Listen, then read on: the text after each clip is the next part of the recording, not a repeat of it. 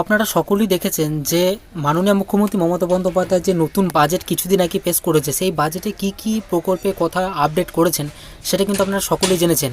তো এবার আজকে ভিডিওতে তোমাদের বলবো যে এই বাজেটের সঙ্গে আরও দুটো বাজেট কিন্তু প্রকাশিত হয়েছে, সেটা তোমরা হয়তো অনেকেই জানো না।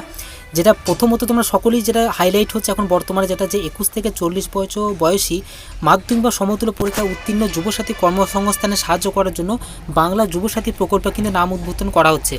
যেটা কিন্তু নতুন প্রকল্প চালু করা হচ্ছে, যার সংক্রান্ত স্কলারশিপ ছাড়া রাজ্য সরকারের অন্য কোনো সামাজিক সুরক্ষা প্রকল্পের সুবিধা পাচ্ছেন না, তাদের কর্মসংস্থান না হওয়া পর্যন্ত সর্বাধিক 5 বছর অবধি মাসে 1,500 টাকা আর্থিক সাহায্য দেওয়া হবে।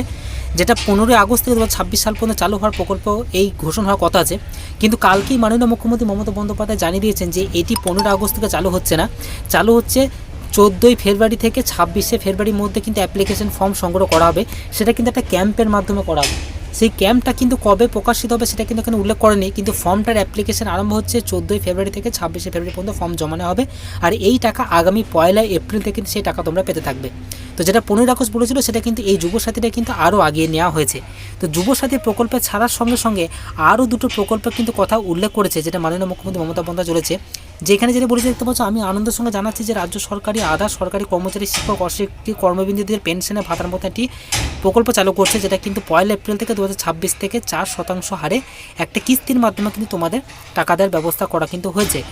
সেটা কিন্তু এই উল্লেখ করা হয়েছে কি দেখতে পাচ্ছ।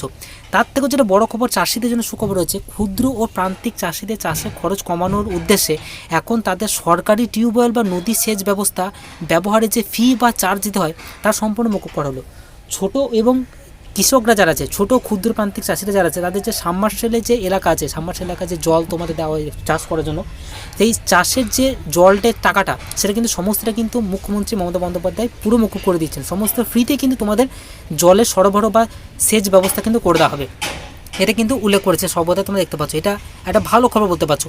আরেকটা যেটা চাষিদের জন্য সুখবর রয়েছে, যে ক্ষেত মজুর ভাই বোনেদের জীবিকা এবং কৃষি সংশ্লিষ্ট কাজকর্মের উপর সম্পূর্ণ নির্ভরশীল, মানে যারা টোটালটা কিন্তু চাষের উপর নির্ভরশীল, যাদের চাষযোগ্য জমি আছে তাদের এমনটা নয়, যাদের চাষ করে মাঠে যারা চাষ করে খায়, যারা লেবার যারা রয়েছে এটা বলতে গেলে, সেই সকল ক্ষেত মজুরদের জন্য 2,000 টাকা দুটি কিস্তিতে বার্ষিক মোট 4,000 টাকা আর্থিক অনুদানের প্রস্তাব রেখেছে।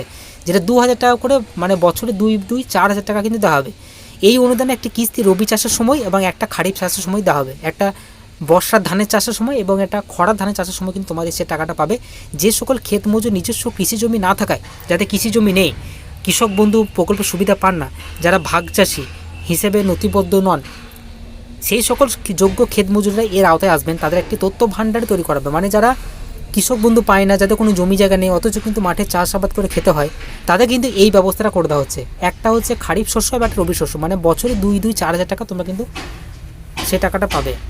তো তোমরা সকলেই দেখতে পেলে যে মাননীয় মুখ্যমন্ত্রী মমতা বন্দ্যোপাধ্যায় এই বাজেটের সঙ্গে চাষিদের জন্য কিন্তু দারুণ দুটো খুশির খবর তুলে ধরেছে। সেই খুশির খবরগুলো তোমাদের সাথে শেয়ার করলাম। আর যুবসাথী প্রকল্পের ক্ষেত্রে কবে থেকে আবেদন শুরু হচ্ছে, সেই ফর্ম তোমরা কীভাবে পাবে, ফর্ম কীভাবে ফিল আপ করতে হবে, এটা কিন্তু বিস্তারিত ভিডিওটা আসবে খুব তাড়াতাড়ি। তার জন্য চ্যানেলটিকে সাবস্ক্রাইব করে রাখতে হবে।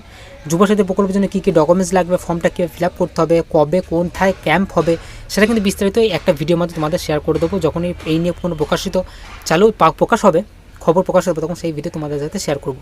ততক্ষণ পর্যন্ত এই ছিল মূলত ভিডিও ভালো লাগলে অবশ্যই লাইক করবে, চ্যানেলে নতুন হয়ে তাহলে চ্যানেলটাকে সাবস্ক্রাইব করে পাশে থাকা বেল আইকনটিকে প্রেস করবেন।